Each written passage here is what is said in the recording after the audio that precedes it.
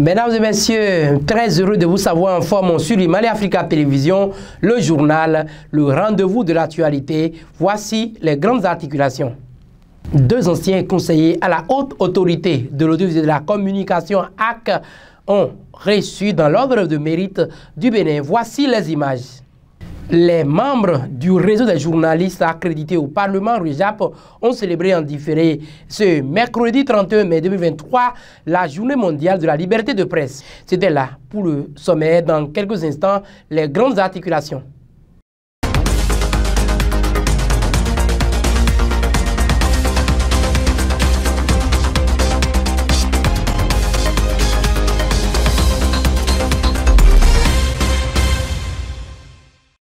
Mesdames et messieurs, merci encore une fois de prendre le rendez-vous de l'actualité sur Mali Africa Télévision. Je l'annonçais en titre, cérémonie de décoration de deux anciens conseillers à la HAC. C'était ce jeudi 1er juin 2023 à Cotonou. Reportage Delphin Gandonou et Florentin Adandé.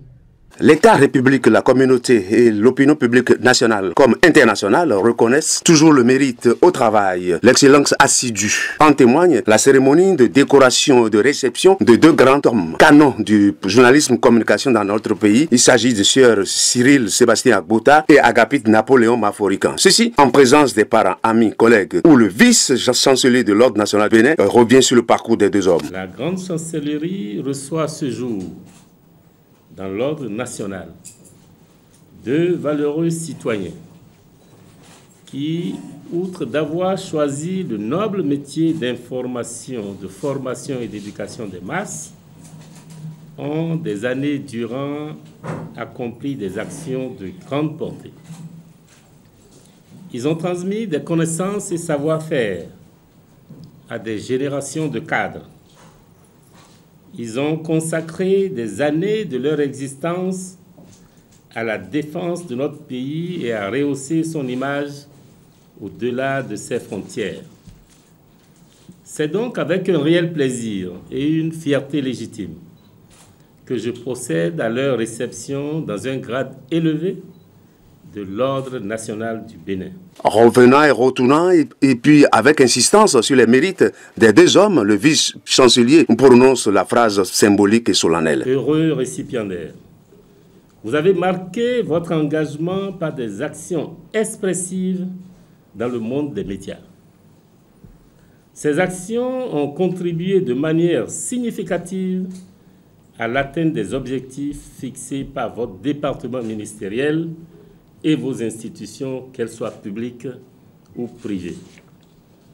Vous avez été d'éminents consultants, tant au Bénin que dans des institutions internationales. Directeurs à divers niveaux, vous avez su mener des actions qualitatives qui ont porté au-delà du Bénin. C'est donc en raison de ces mérites que l'État a décidé de vous promouvoir dans l'ordre national en guise de témoignage de sa reconnaissance. Recevez donc au nom du président de la République, grand maître de l'ordre, et à mon nom personnel, nos vives et chaleureuses félicitations. Les beaux jours sont rares, mais souvent pleins d'émotions et de souvenirs, tant lugubres, mais aussi enseignants. On ne peut que dédier ces médailles à la profession des médias que nous avons servi, chacun à sa manière, et qui nous a conduits à la HAC. C'est l'occasion d'avoir une pensée à tous nos aînés qui nous ont précédés par ici, mais qui aujourd'hui reposent tranquillement auprès du Saint-Père. J'ai parlé du président Doussa, je pense au président Alizato, je pense au conseil Bawa, Alassane Bawa, je pense au président Paoletti, je pense au vice-président Clément Wenotin, je pense aux aînés Kouagou Bensei, Maître Machifa, le doyen William Aliko, qui nous a beaucoup accompagnés au niveau des états généraux, dans le comité préparatoire comme dans le comité de suivi, qui nous a quittés tout récemment. le doyen Lawson Innocent. Que dire? Aujourd'hui, l'image que montre la presse donne à beaucoup à penser que nous sommes une profession malade. Mais nous sommes une profession convoitée, très convoitée. Et parce que nous sommes convoités, nous n'arrivons pas, c'est un peu comme la jeune fille courtisée de tous les côtés. Malgré la bonne éducation qu'elle a reçue, elle est toujours tiraillée entre la morale, les intérêts, l'avenir et tout ce qu'on peut vouloir de matériel ou de spirituel dans cette vie. À grade égal, le respect revient toujours au plus ancien, dit-on. Mais le plus ancien aujourd'hui se trouve dans la personne de mon cher confrère et plus encore chargé de mission aujourd'hui, frère le chef de l'État. Mais paraît encore de surcroît de la distinction des deux hommes. Il est vrai que leur décoration est statutaire, mais ils n'auraient pas été à la HAC, les deux qui méritent bien cette médaille. Le doyen Agbota, l'histoire ne le dira pas encore, alors que l'histoire devrait le dire, est le père de la HAC. Quant à mon ami Agapit, je vais écorcher, je sais, son humilité. Personne ne peut lui disputer le fait d'avoir organisé la presse privée. C'est lui qui a organisé la presse privée. C'est mon doyen. Il était à la 3e mandature, j'étais à la 4e mandature. Mais il se fait que dans l'ordre, je me retrouve être son doyen parce que moi, j'ai couru pour aller prendre ma médaille. Le chemin, le boulevard de la félicité est tout tracé pour tous les hommes et dans tout le monde. Et il faut partir à pas compter régulier, mais sûr. Les journalistes accrédités au Parlement du Bénin ont célébré en différé ce mercredi 31 mai 2023 la Journée mondiale de la liberté de presse. Voici les images. La contribution du REJAP et des médias à la réussite des objectifs de la 9e législature, c'est le thème de la célébration en différé de la Journée internationale de la liberté de presse, réunie ce mercredi 31 mai 2023 à l'hôtel Elona House de Topota à Porto Novo. Nombreux sont les journalistes accrédités au Parlement qui ont participé à cette conférence débat. Le président du REJAP, dans son intervention, a indiqué que l'association a une âme qui va au-delà des individus. L'association a une âme qui va au-delà des individus, qui va au-delà des personnes. Et je crois que l'âme-là va demeurer, quel que soit celui qui sera le président, qui sera quoi que ce soit comme responsable, ça va rester. S'ils n'ont pas, les gens vont venir. Parce que c'est quelque chose que les gens ont laissé. Et je voudrais aussi me permettre de le citer. Je cite le président Marie-Richard Maïndé, qui a été le précurseur de ce que nous faisons aujourd'hui. Je cite notre aîné consoeur Hyacinthe Koudoro. Je cite qu'il est parmi nous, parce qu'il est parmi nous, et peut-être je serai parmi vous demain comme il l'est. Je cite le président Francis Okoya, qui est là, qui a été, qui sera peut-être. Donc c'est important de dire ce genre de choses. Et au fait, c'est déjà heureux que nous soyons ensemble. Vous avez vu, je suis un peu ému. Je le suis, c'est la nature de l'homme qui est comme ça.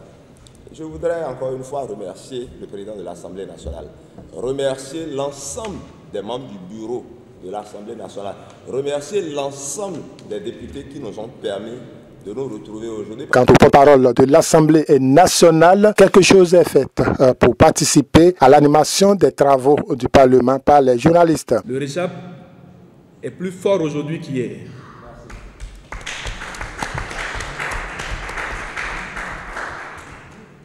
Et il doit en savoir gré aussi à ceux qui ont engendré ces temps difficiles.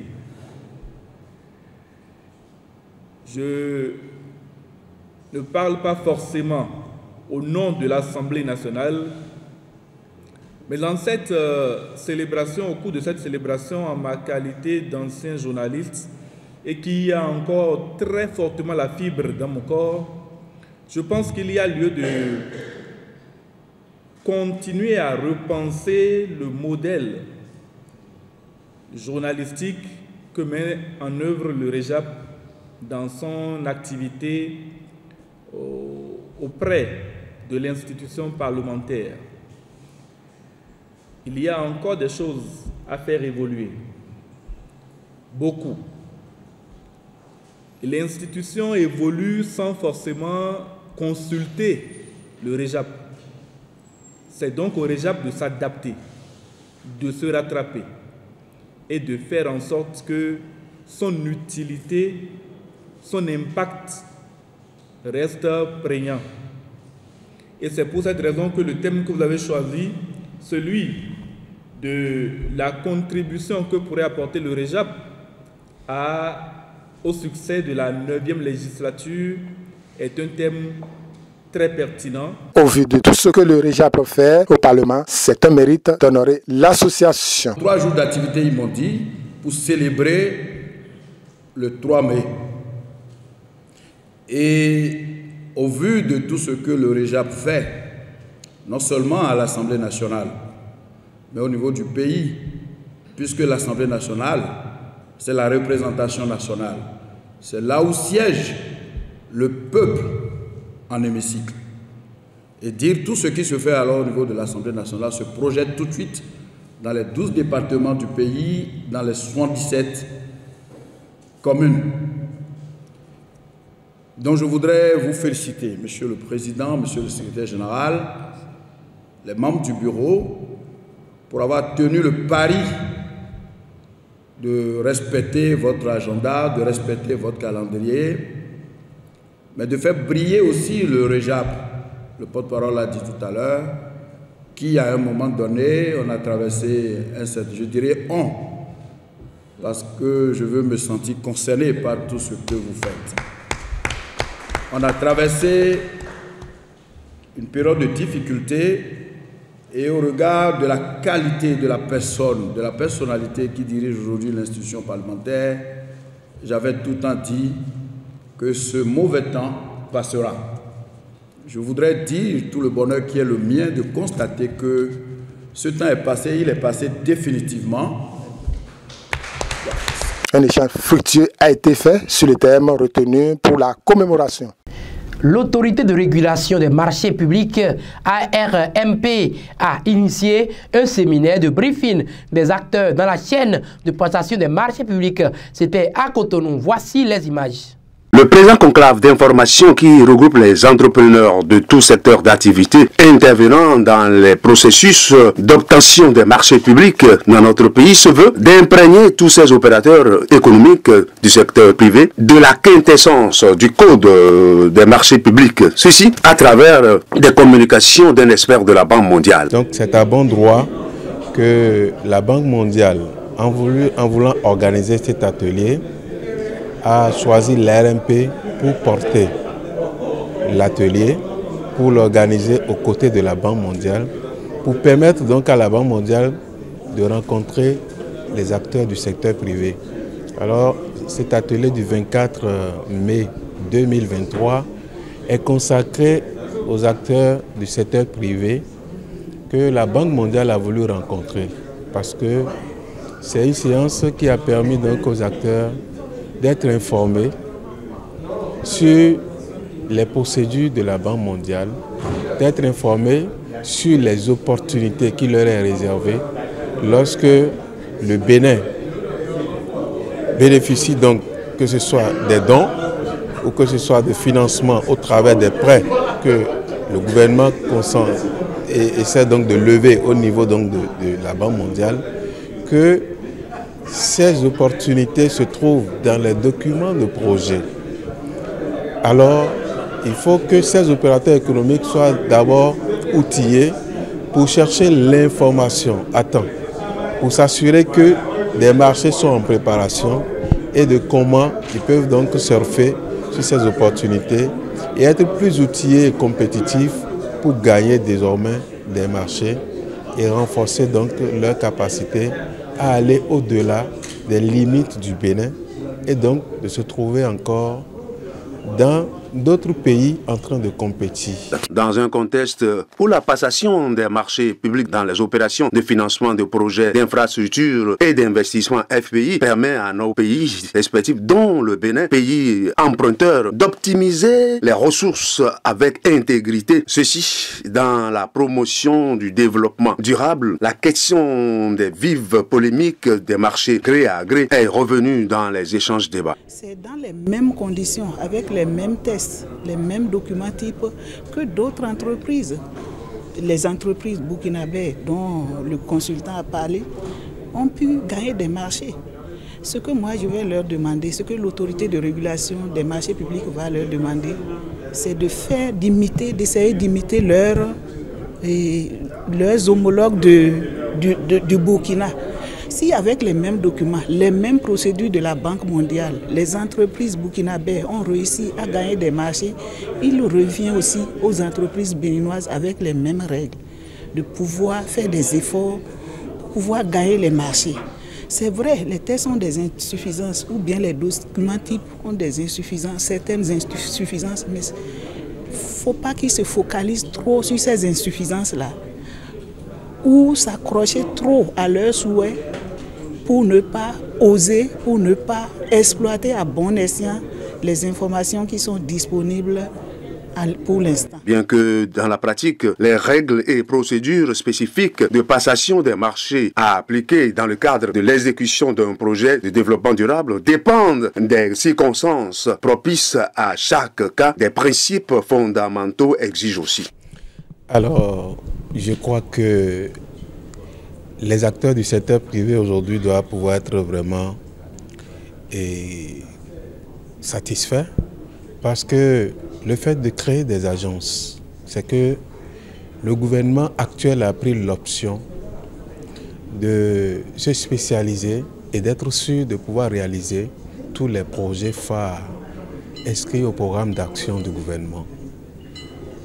Le gouvernement a fait l'option de la recherche de la compétence au superlatif, ce que nous n'en avons pas au plan national. Ce qui fait que des agences sont créées de façon spécifique. Mais les opérateurs économiques ont pensé que, en créant ces agences, c'est que ces agences suffisent à elles-mêmes pour exécuter les marchés, ce qui est faux. Parce qu'au sein des agences, il y a les organes de passation qui sont créés, il y a les organes de contrôle qui valident la régularité des procédures de passation en dernier ressort. Ce qui veut dire que ces agences fonctionnent comme des autorités contractantes.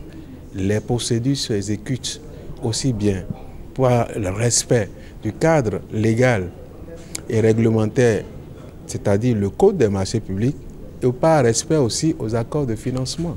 Si c'est des fonds levés au niveau de la Banque mondiale et que dans l'accord de financement, c'est les procédures de la Banque mondiale qui doivent être exécutées, elles le sont obligatoirement, et que toutes ces agences qui sont créées, qui exécutent des projets spécifiques de développement et de croissance économique, sont tenus alors de respecter aussi bien le code des marchés publics que tous les directives et règlements, que ce soit de la Banque mondiale et de tous autres partenaires techniques et financiers auprès de qui le gouvernement a levé donc des fonds.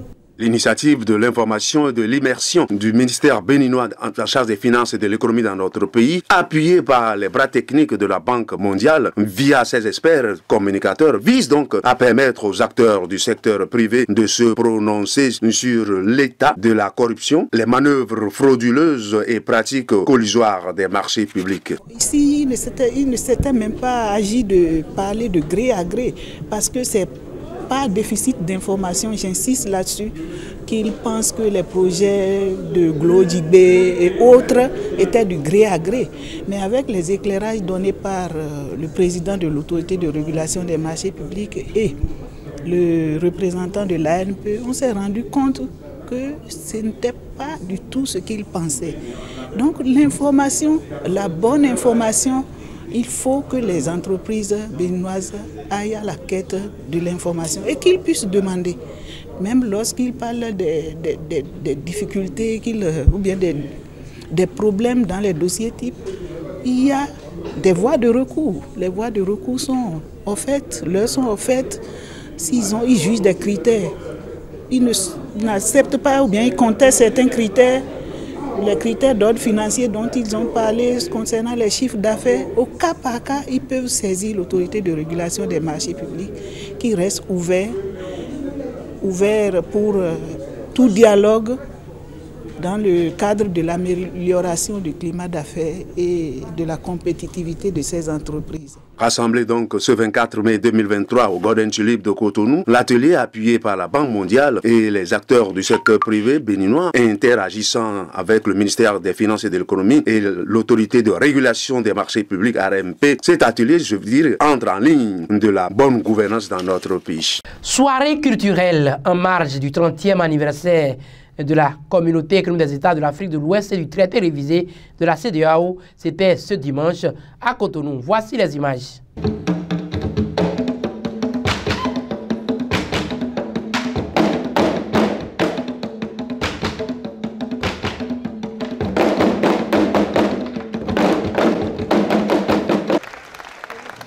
La culture est l'identité d'un peuple tout entier. Consciente qu'une communauté se démarque par sa culture, la communauté économique des États de l'Afrique de l'Ouest, CEDEAO, se souvient. C'est dans ce cadre qu'une série d'activités entrant dans le cadre de la semaine commémorative du 30e anniversaire de la signature à Cotonou, du traité révisé de la CEDEAO et du 60e anniversaire de la création de l'Organisation de l'Unité africaine UA a vu le jour, ayant eu pour cadre la salle bleue du Palais des Congrès de Cotonou. Ce dimanche 28 mai 2023, la soirée culturelle et artistique a été un moment important de cette célébration. Le chemin est encore long. L'intégration est une œuvre de longue haleine. Nous connaissons les défis, nous les rencontrons tous les jours, mais cela ne devrait pas nous décourager. Nous avons ce qui importe le plus. Quand des hommes se réunissent par la culture, par leur histoire, par leur géographie, cela veut dire ceci. Cela veut dire qu'il y a quelque chose dans une enveloppe qui les unit.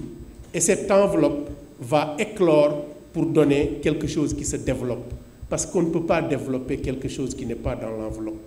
Et c'est cela l'importance de la culture pour nous tous. Et aujourd'hui, nous avons célébré la culture aussi par la gastronomie, par bien sûr l'art culinaire. Nous avons célébré nos mères, nos épouses, nos sœurs, nos filles. Au nom du ministre de la Culture, du Tourisme et des Arts, le secrétaire général a rappelé le contexte de la tenue de cette rencontre. Mesdames et messieurs, chers compatriotes de l'espace CEDEAO, à travers les différents tableaux de prestations artistiques et l'exposition culinaire qui ont eu lieu pour cette occasion, nous avons découvert et apprécié ensemble, et une fois de plus, l'étendue de notre culture nationale, mais aussi celle des autres pays de notre espace géographique commun. Durant les minutes et heures à suivre, nous nous laisserons bercer par nos plus belles créations, sonorités et savoir-faire qui, dans l'ombre d'aucun doute, constituent nos plus grandes fiertés. C'est pourquoi, au nom du ministre du Tourisme, de la Culture et des Arts, je souhaite à chacun un excellent moment de réjouissance, de loisirs, de détente et de partage.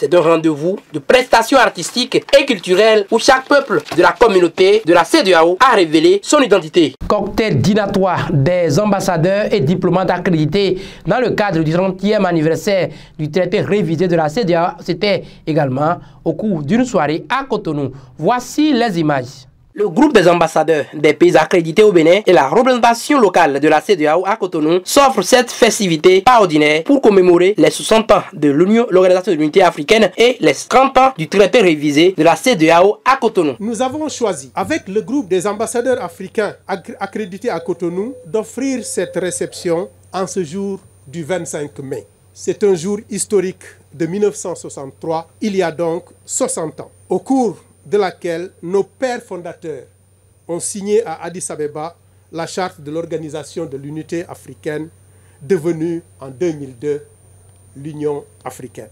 En fêtant la CEDEAO dans la journée de l'Afrique, notre dessein est de rappeler l'importance que revêt la promotion et le renforcement des communautés économiques régionales dans le processus d'intégration africaine. Et ceci conformément et en droite ligne du schéma du traité d'Abuja de 1991. S'exprimant au Novotel Orisha de Cotonou dans le cadre des festivités marquant la semaine de l'Afrique et notamment de la CEDEAO, le représentant résident de l'institution écoasienne à Cotonou insiste. Excellences, mesdames et messieurs, en prenant l'option d'inscrire l'action de la CEDEAO au Bénin dans cette dynamique d'impact direct sur la vie des citoyens, nous avons juste tiré les leçons d'une certaine observation. La CEDEAO a un impact quotidien sur la vie des citoyens de notre communauté. Mais nous avons tous un passeport et des pièces d'identité nationale CEDEAO qui nous permettent de circuler et de nous installer librement dans tous les États de notre espace. Nous partageons des normes sanitaires.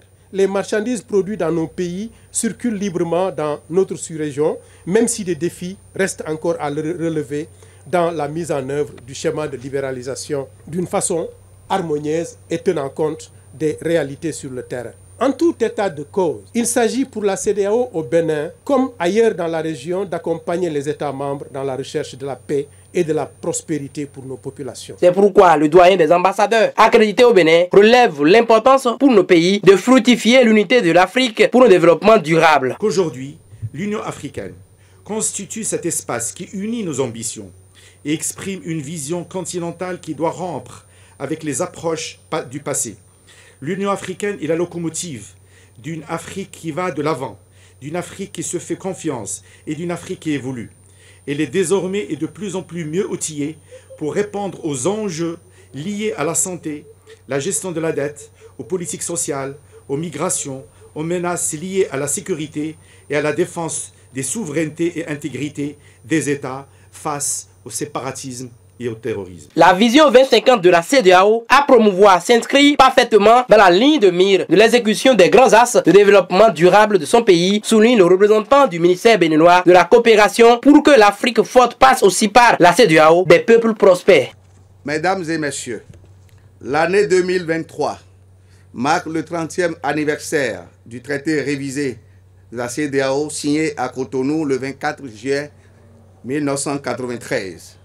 Un âge de maturité que nous devons de célébrer avec dignité, mais aussi une occasion idoine de revisiter les 3 dernières décennies du processus d'intégration en vue de construire un espace économique viable qui satisfait aux nombreuses attentes des populations.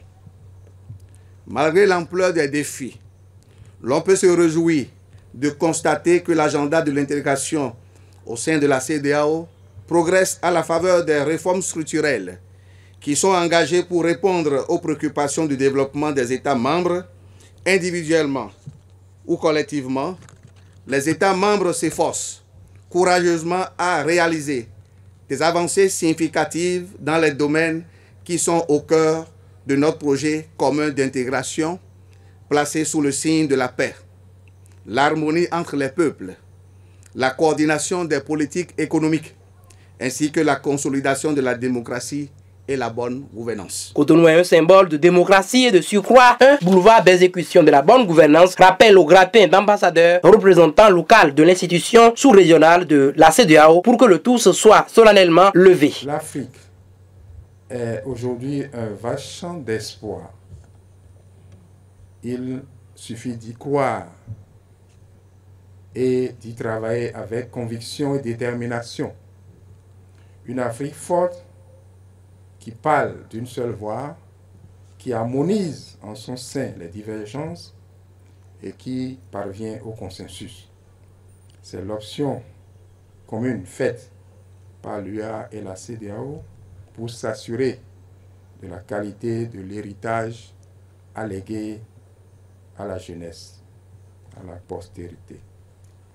En effet, préparer l'avenir avec sérénité revient à transmettre le flambeau à la jeune génération pour la relève de qualité. Toute une soirée où l'Afrique, l'Union africaine, la CEDEAO et le Bénin sont restés sur les parvis festifs de l'unité durable de son développement à promouvoir. Mesdames et messieurs, merci de votre aimable fidélité à nos programmes sur Mali Africa Télévision. C'était la fin du journal. À très bientôt.